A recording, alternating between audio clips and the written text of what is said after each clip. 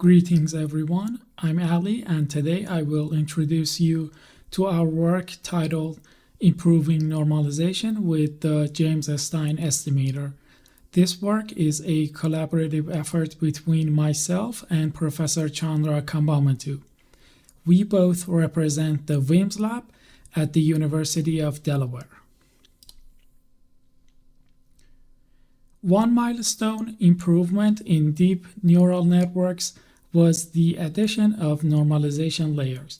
Since then, many researchers have tried to improve normalization layers through various means, including better estimating the layer statistics. In this work, we take a statistical approach to estimate layer statistics and introduce an improved way of estimating the mean and variance in normalization layers. An estimator is a rule for computing an estimate of a given quantity based on observed data. For example, the sample mean is a frequently used estimator of the population mean. In statistics, shrinkage is the reduction of the effects of sampling noise. A shrinkage estimator is an estimator that explicitly or implicitly uses the effects of shrinkage. In loose terms, a naive or basic estimate is improved by combining it with other information. An estimator is said to be inadmissible if there exists another estimator that dominates it. Estimating the mean of a multivariate normal distribution is a central problem in statistics. The usual estimator is the sample mean, which is the maximum likelihood estimator. The James-Stein Estimator is a biased estimator of the mean of possibly correlated Gaussian distribution random vectors with unknown means. Normalization layers perform feature standardization by normalizing each feature individually, followed by learning a shared weight and bias. One notable concern is in the estimation of the mean and variance. The conventional approach is to independently calculating the mean and variance using usual estimators. Given that all the features contribute to a shared loss function, according to Stein's paradox, these estimators are inadmissible when the number of the features is greater than 3. We integrate the James-Stein estimator into normalization layers by substituting the theta hat in this equation with the estimated mean and variance from the original method.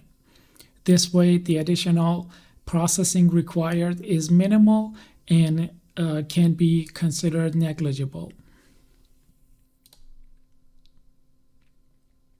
Here is the detailed definition of the proposed batch normalization and layer normalization.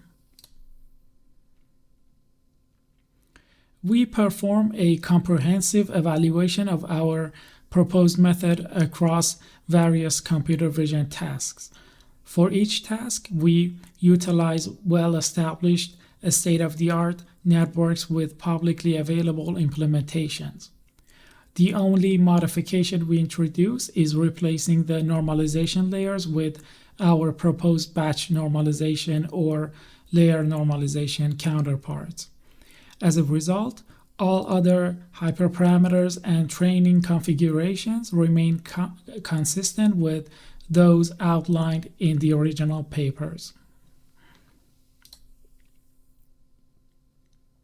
Here is the comparison of image classification accuracy for convolutional networks on the ImageNet dataset.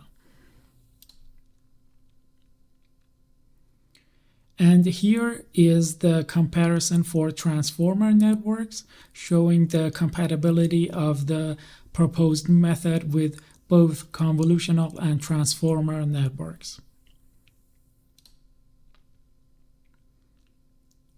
This table compares the mean intersection over union measure for semantic segmentation on cityscapes.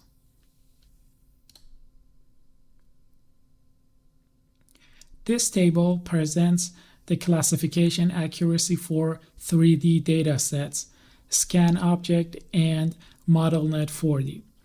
These findings underscore the versatility of our proposed approach, indicating that its application extends beyond two-dimensional image networks and is adaptable to a diverse array of data formats and network architectures.